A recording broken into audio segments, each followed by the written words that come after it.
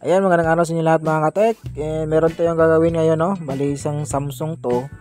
Ayan, yung model niya, yan, QA 55 inches, no?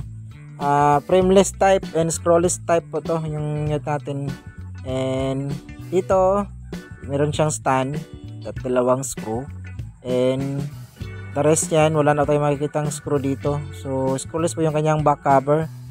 And yung gagawin natin ngayon, gagawa tayo ng tutorial so paano buksan to, no? Meron po siyang lock dito sa may bandang ilalim ng kanyang cover. Yan po yung susungkitin natin mamaya.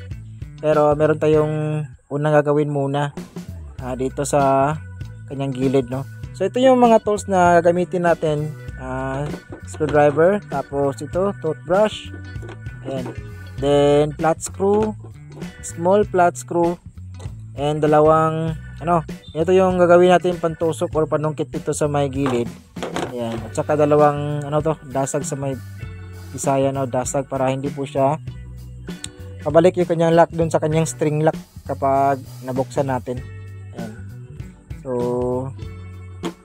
Ayan. So gagawin natin, buksan natin to. And wait lang pala.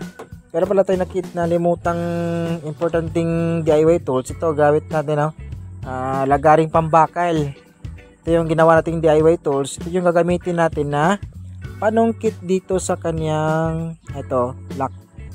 Ayan, lock yan dito sa may bandang ilalim. Kailangan natin sungkitin yan para matanggal natin yung buong cover. And ito yung gagamitin natin para pangsungkit dito sa kanyang lock. Medyo mahirap kasi to. And buti na lang yung ginawa nating DIY is gumana siya. Buksan natin. Ito na siya. Flat screw po, small flat screw. Tusok natin sa may bandang ilalim. Tapos sabay natin yung toothbrush. Ayan, pag may pumitik niyan, natin na pumitik na, ibig sabihin niya nakalas na po yung kanyang lock.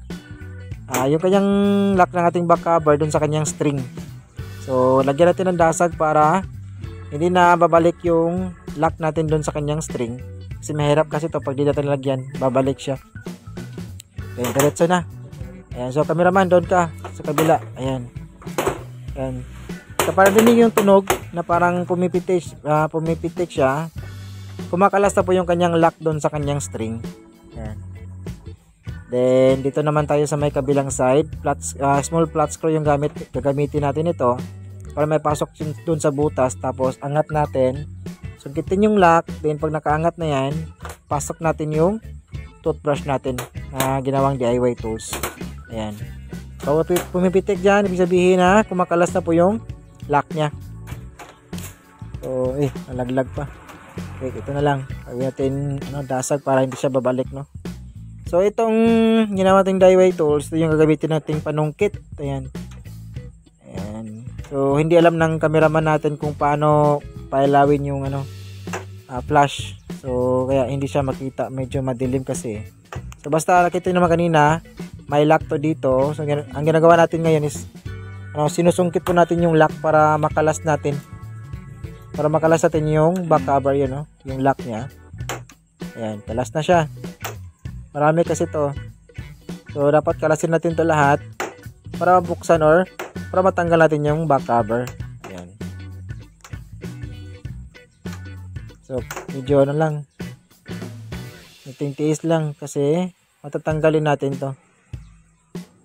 Yung unang try natin sa mga ganitong unit is sinauli natin kasi hindi natin alam yung paano buksan, So ngayon may alam na tayo, and sinishare din natin, ibabahagi din natin para sakaling makatulong, So meron pa tong lock doon sa board niya. Kunting angat lang, pwede natin yung pursahang iangat. Ayan, matatanggal na yan. Ayun. So tanggal na, di ba?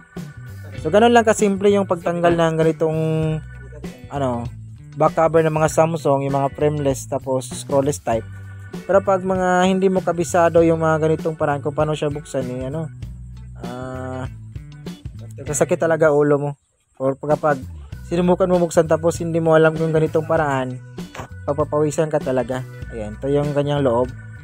And hanggang dito lang siguro yung video natin, kasi yung video natin is lang kung paano buksan yung mga ganitong model ng Samsung, yung kanyang back cover, kasi medyo mahirap din siya. And God bless, Peace.